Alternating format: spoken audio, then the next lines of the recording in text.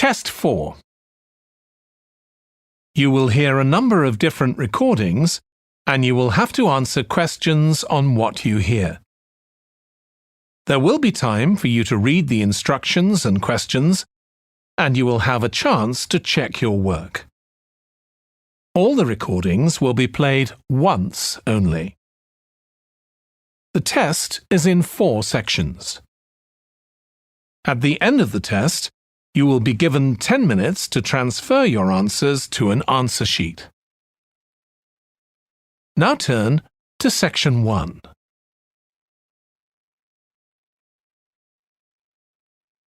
Section 1. You will hear a phone conversation between Alex, an employee at a company called JPNW, and Martha, who wants to work as a trainee at the company. First, you have some time to look at questions 1 to 7.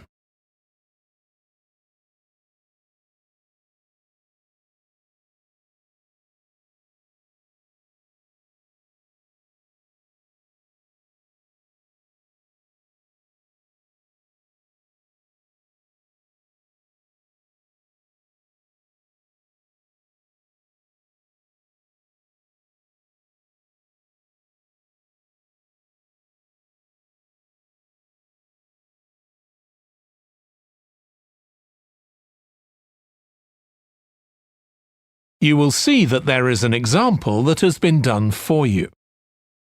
On this occasion only, the conversation relating to this will be played first. Hi, Alex. It's Martha Clines here. James White gave me your number. I hope you don't mind me calling you. Of course not. How are you, Martha? Good, thanks. I'm ringing because I need a bit of advice. Oh yeah, what about? The training you did at JPNW a few years ago, I'm applying for the same thing. Oh right, yes, I did mine in 2014. Best thing I ever did, I'm still working there. Alex did his training in 2014. So 2014 has been written in the space. Now we shall begin. You should answer the questions as you listen because you will not hear the recording a second time. Listen carefully and answer questions 1 to 7. Hi, Alex. It's Martha Clines here. James White gave me your number. I hope you don't mind me calling you. Of course not. How are you, Martha? Good, thanks. I'm ringing because I need a bit of advice. Oh yeah, what about? The training you did at JPNW a few years ago, I'm applying for the same thing. Oh right, yes, I did mine in 2014. Best thing I ever did, I'm still working there. Really? What are you doing? Well, now I work in the customer services department, but I did my initial training in finance. I stayed there for the first 2 years and then moved to where I am now. That's the same department I'm applying for. Did you enjoy it? I was pretty nervous to begin with. I didn't do well in my exams at school, and I was really worried because I failed maths. But it didn't actually matter because I did lots of courses on the job. Did you get a diploma at the end of your trainee period? I'm hoping to do the one in business skills. Yes, that sounds good. I took the one on IT skills, but I wish I'd done that one instead. OK, that's good to know. What about the other trainees? How did you get on with them? There were about 20 of us who started at the same time, and we were all around the same age. I was 18, and there was only one person younger than me who was 17. The rest were between 18 and 20. I made some good friends. I've heard lots of good things about the training at JPNW. It seems like there are a lot of opportunities there. Yeah, definitely. Because of its size, you can work in loads of different areas within the organisation. What about pay? I know you get a lower minimum wage than regular employees. That's right, which isn't great, but you get the same number of days holiday as everyone else, and the pay goes up massively if they offer you a job at the end of the training period. Yeah, but I'm not doing it for the money. It's the experience I think will be really useful. Everyone says by the end of the year you gained so much confidence. You're right, that's the most useful part about it. There's a lot of variety too. You're given lots of different things to do. I enjoyed it all. I didn't even mind the studying. Do you have to spend any time in college? Yes, 1 day each month. So you get lots of support from both your tutor and your manager. That's good. And the company is easy to get to, isn't it? Yes, it's very close to the train station, so the location's a real advantage. Before you hear the rest of the phone conversation, you have some time to look at questions 8 to 10.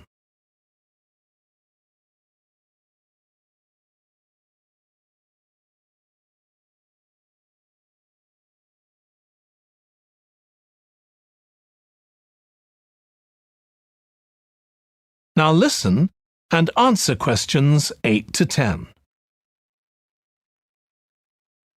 Have you got a date for your interview yet? Yes, it's on the 23rd of this month. So long as you're well prepared, there's nothing to worry about. Everyone's very friendly. I am not sure what I should wear. What do you think? Nothing too casual, like jeans, for example. If you've got a nice jacket, wear that with a skirt or trousers. OK, thanks. Any other tips? Well, I know it's really obvious, but arrive in plenty of time. They hate people who are late. So make sure you know exactly where you have to get to. And one other useful piece of advice my manager told me before I had the interview for this job is to smile. Even if you feel terrified, it makes people respond better to you. I'll have to practice doing that in the mirror. Yeah, well, good luck. Let me know if you need any more information. Thanks very much. That is the end of section 1. You now have half a minute to check your answers.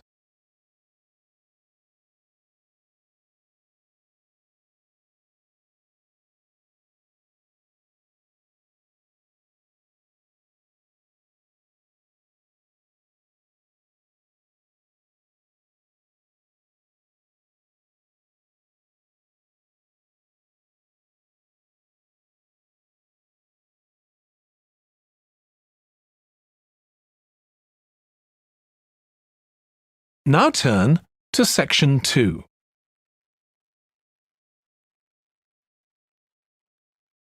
Section 2.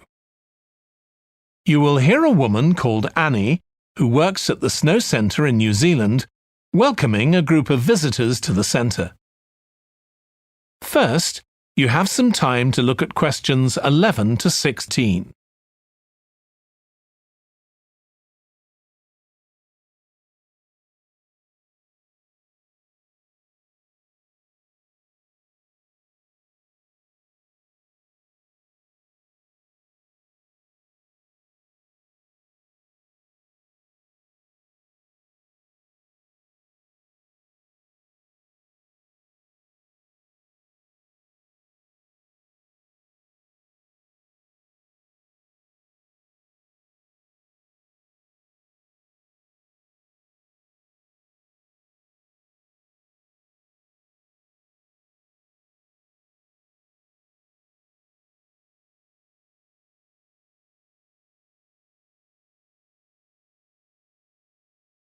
Now listen carefully and answer questions 11 to 16. Hi everyone, welcome to the Snow Centre. My name's Annie. I hope you enjoyed the bus trip from the airport. We've certainly got plenty of snow today. Well, you've come to New Zealand's premier snow and ski centre, and we've a whole load of activities for you during your week here. Most visitors come here for the cross-country skiing, where you're on fairly flat ground for most of the time, rather than going down steep mountainsides.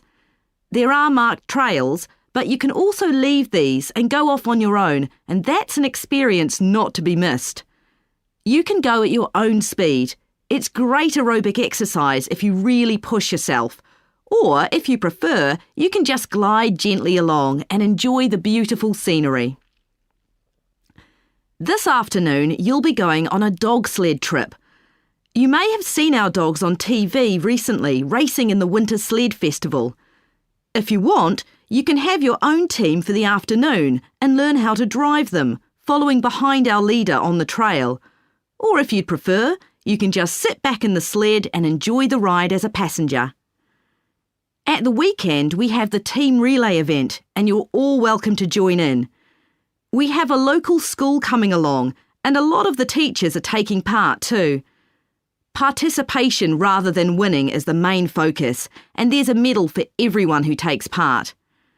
Participants are in teams of 2 to 4, and each team must complete 4 laps of the course. For your final expedition, you'll head off to Mount Frenna wearing a pair of special snowshoes which allow you to walk on top of the snow. This is an area where miners once searched for gold, though there are very few traces of their work left now. When the snow melts in summer, the mountain slopes are carpeted in flowers and plants. It's a long ascent, though not too steep, and walkers generally take a couple of days to get to the summit and return. You'll spend the night in our hut halfway up the mountain.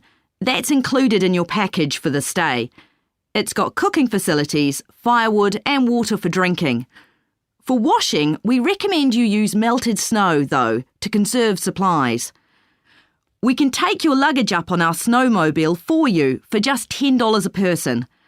The hut has cooking facilities, so you can make a hot meal in the evening and morning, but you need to take your own food. The weather on Mount Frenna can be very stormy. In that case, stay in the hut. Generally, the storms don't last long. Don't stress about getting back here to the centre in time to catch the airport bus. They'll probably not be running anyway. We do have an emergency locator beacon in the hut, but only use that if it's a real emergency, like if someone's ill or injured. Before you hear the rest of the talk, you have some time to look at questions 17 to 20.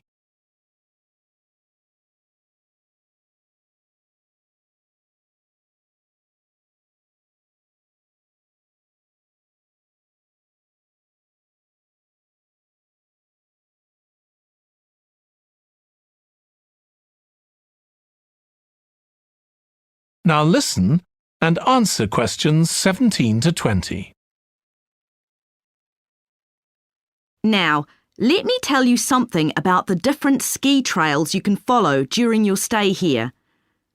Highland Trail's directly accessible from where we are now. This trail's been designed to give first-timers an experience they'll enjoy regardless of their age or skill, but it's also ideal for experts to practice their technique. Then there's Pine Trail. If you're nervous about skiing, leave this one to the experts. You follow a steep valley looking right down on the river below. Scary! But if you've fully mastered the techniques needed for hills, it's great fun. Stony Trail's a good choice once you've got a general idea of the basics. There are 1 or 2 tricky sections, but nothing too challenging. There's a shelter halfway where you can sit and take a break and enjoy the afternoon sunshine. And finally, Losers Trail. This starts off following a gentle river valley, but the last part is quite exposed, so the snow conditions can be challenging. If it's snowing or windy, check with us before you set out to make sure the trail's open that day. Right, so now if you'd like to follow me, we'll get started. That is the end of section 2. You now have half a minute to check your answers.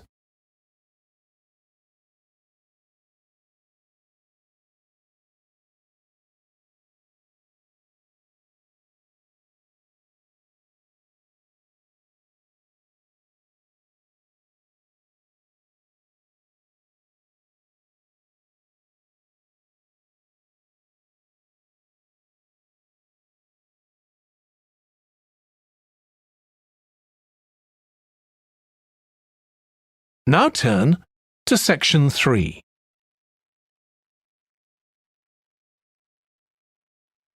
Section 3. You will hear 2 students called Jack and Alice discussing food labels that give information on the nutritional value of foods. First, You have some time to look at questions 21 to 26.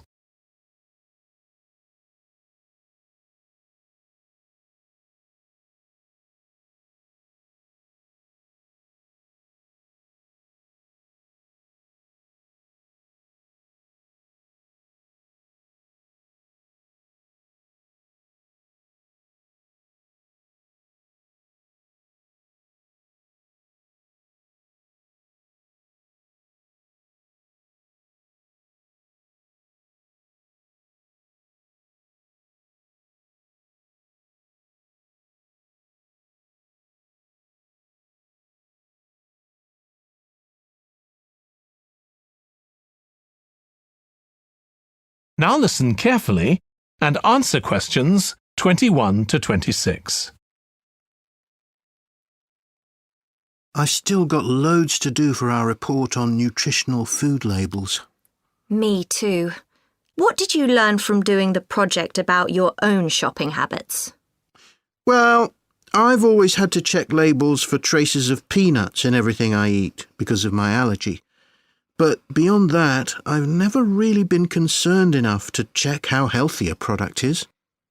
This project has actually taught me to read the labels much more carefully. I tended to believe claims on packaging, like low in fat. But I now realise that the healthy yoghurt I've bought for years is full of sugar, and that it's actually quite high in calories. Ready meals are the worst. Comparing the labels on supermarket pizzas was a real eye-opener. Did you have any idea how many calories they contain? I was amazed. Yes, because unless you read the label really carefully, you wouldn't know that the nutritional values given are for half a pizza. When most people eat the whole pizza. Not exactly transparent, is it? Not at all. But I expect it won't stop you from buying pizza. Probably not, no. I thought comparing the different labelling systems used by food manufacturers was interesting. I think the kind of labelling system used makes a big difference. Which one did you prefer? I liked the traditional daily value system best, the one which tells you what proportion of your required daily intake of each ingredient the product contains. I'm not sure it's the easiest for people to use, but at least you get the full story. I like to know all the ingredients in a product, not just how much fat, salt and sugar they contain. But it's good supermarkets have been making an effort to provide reliable information for customers. Yes. There just needs to be more consistency between labelling systems used by different supermarkets, in terms of portion sizes, etc. The labels on the different brands of chicken flavour crisps were quite revealing too, weren't they? Yeah. I don't understand how they can get away with calling them chicken flavour when they only contain artificial additives. I know. I'd at least have expected them to contain a small percentage of real chicken. Absolutely. I think having nutritional food labelling has been a good idea, don't you? I think it will change people's behaviour and stop mothers, in particular, buying the wrong things. But didn't that study kind of prove the opposite? People didn't necessarily stop buying unhealthy products. They only said that might be the case. Those findings weren't that conclusive, and it was quite a small-scale study. I think more research has to be done. Yes, I think you're probably right. Before you hear the rest of the discussion, you have some time to look at questions 27 to 30.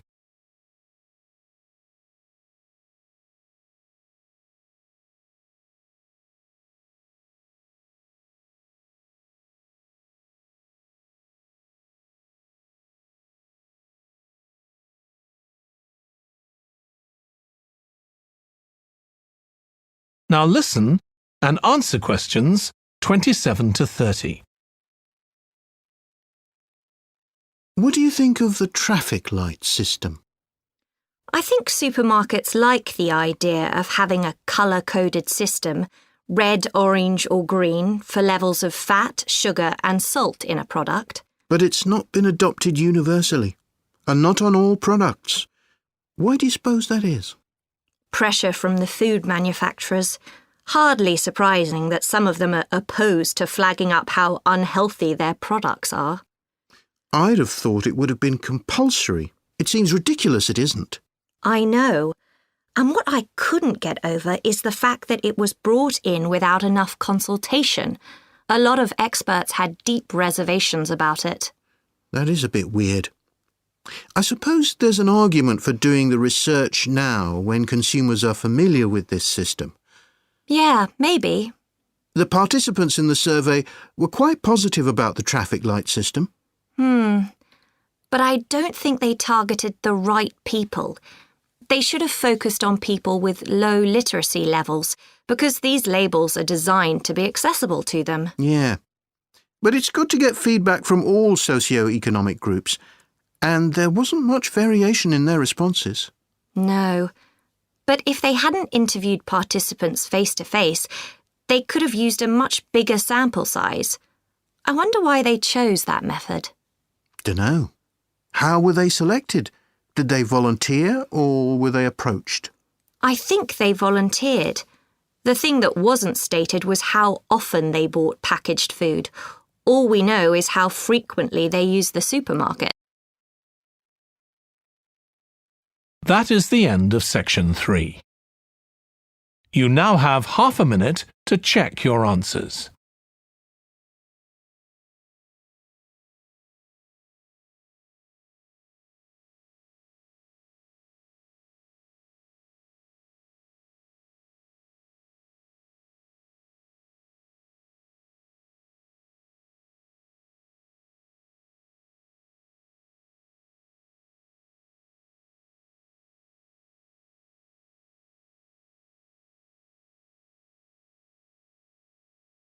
Now turn to section 4.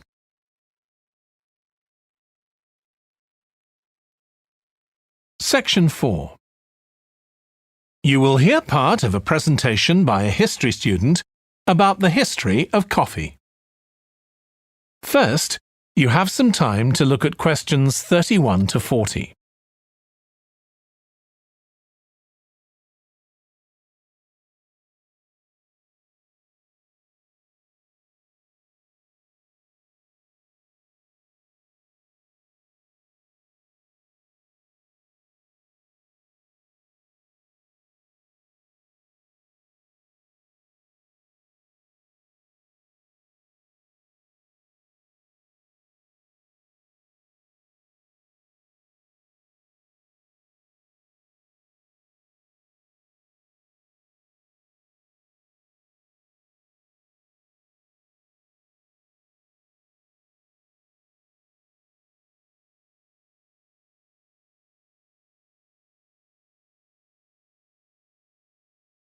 Now listen carefully and answer questions 31 to 40.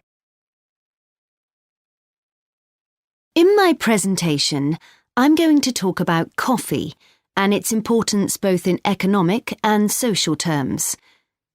We think it was first drunk in the Arab world, but there's hardly any documentary evidence of it before the 1500s, although of course that doesn't mean that people didn't know about it before then. However, there is evidence that coffee was originally gathered from bushes growing wild in Ethiopia, in the northeast of Africa. In the early 16th century, it was being bought by traders, and gradually its use as a drink spread throughout the Middle East.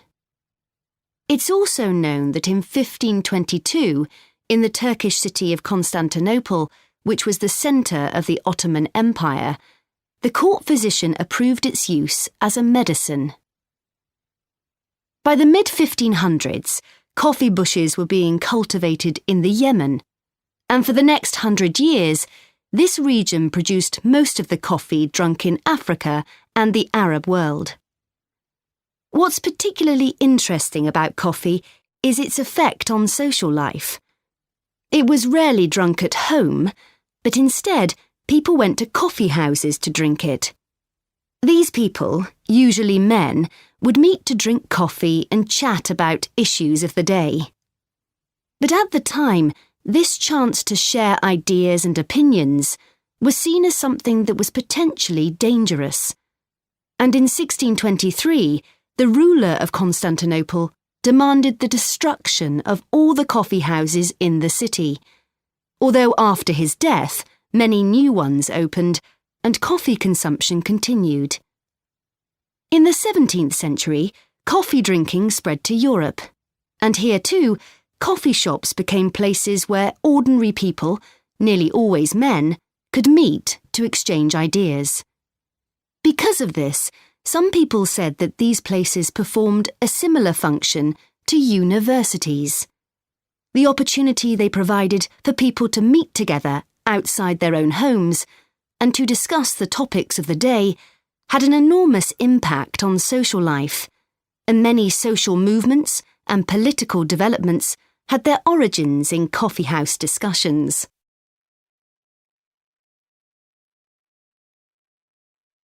In the late 1600s, the Yemeni monopoly on coffee production broke down, and coffee production started to spread around the world, helped by European colonization.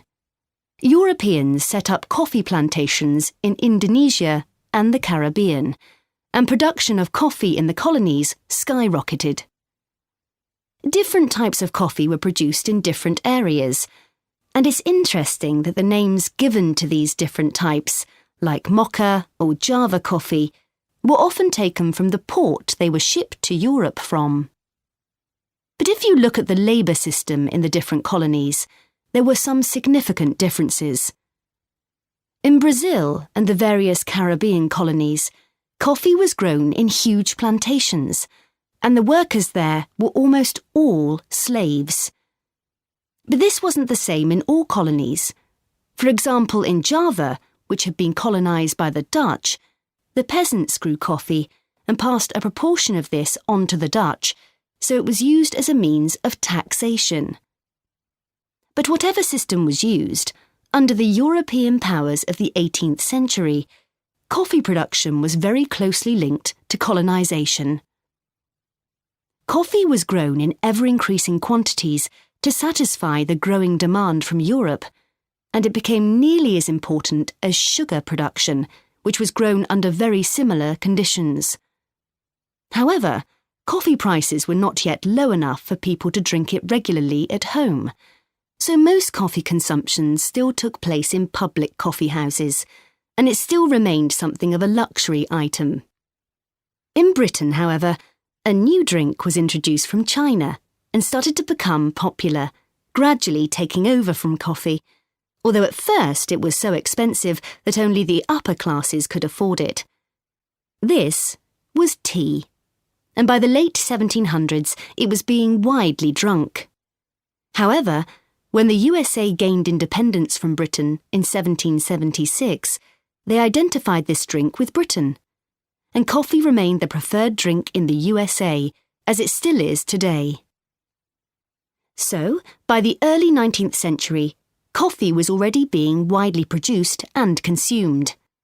But during this century, production boomed, and coffee prices started to fall. This was partly because new types of transportation had been developed, which were cheaper and more efficient. So now, working people could afford to buy coffee. It wasn't just a drink for the middle classes. And this was at a time when large parts of Europe were starting to work in industries. And sometimes this meant their work didn't stop when it got dark. They might have to continue throughout the night. So the use of coffee as a stimulant became important. It wasn't just a drink people drank in the morning for breakfast. There were also changes in cultivation. That is the end of section 4. You now have half a minute to check your answers.